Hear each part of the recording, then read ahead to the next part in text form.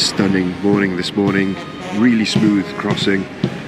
We're just about seeing the outline of France now on the horizon. We're heading into Ouistreham, as they would have been heading into Arromanches on the LST. Exciting times. I didn't get much sleep last night. We're going to be heading over to Pegasus Bridge first thing this morning. Try and get some breakfast along the way. This is the Pegasus Bridge site. Each marker stone marks the landing point of a glider. These were hawser gliders. They were basically made of plywood, and they were landed just after midnight on the 6th of June.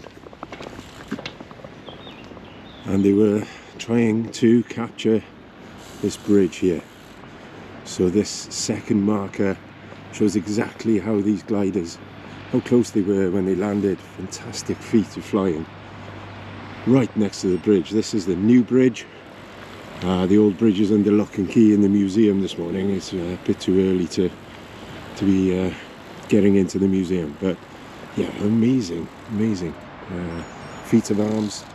That's Major John Howard, a bust of Major John Howard, but you can see again just how close the gliders got.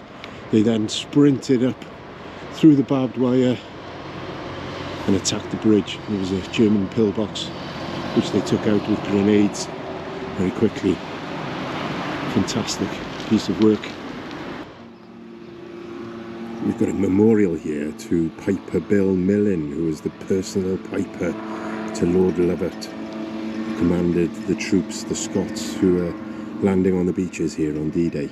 And sure enough, he insisted the piper played the pipes as they stormed the beaches.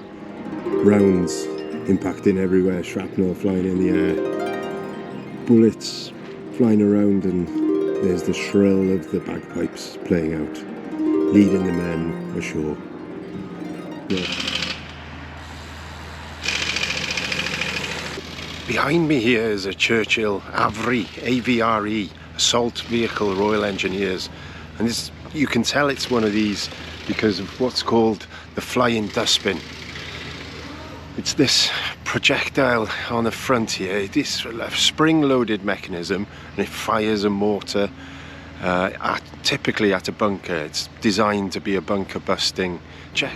You can see from this placement exactly the line of sight they had across the beaches. That's called enfilade, where you can fire across a certain target area and cut across the whole line of the beach. Equally in that direction. This area here wasn't there at the time, so you had clear view in both directions.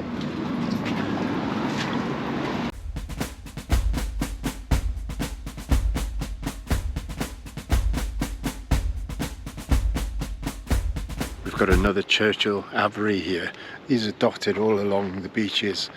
The plinth says that this one was stopped about 100 meters inland from here. All the crew were lost. It brings it home again how tragic it is that so many lives were lost, not just in D-Day but throughout the war and throughout the battle for Normandy as well. This is Longues-sur-Mer. I've perfected the pronunciation having spoken to a French chap just now. We have 4 batteries here, all with huge guns inside. This is the 3rd gun in a row, with a 4th further behind.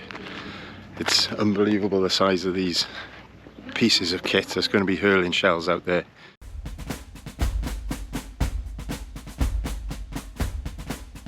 This is the typical infantry kit.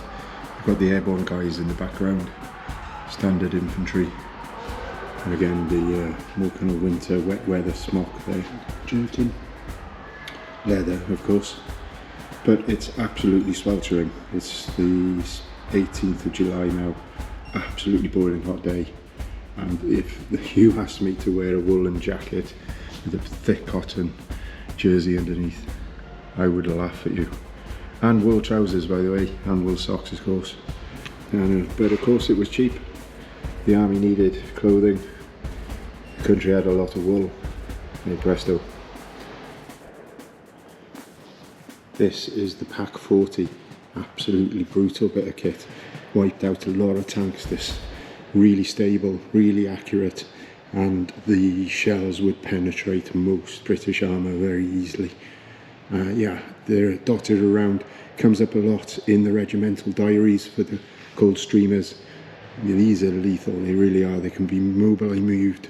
They're sat on wheels and off they scoot to another shooting location, usually pre-prepared and pre-ranged as well, so they know where you are. They know what ammunition they need, they know what charge they need in order to hit you most effectively. This is the Jagdpanther. This is a fearsome weapon that they came up against. One of the first British units to see this in action. Previously been used on the Eastern Front, but this, when they came, the Coldstream Guards came south of Comont, this thing absolutely tore them apart. They lost a great number of tanks to these little things. They were small, fast, agile, packed a punch with a 75mm gun.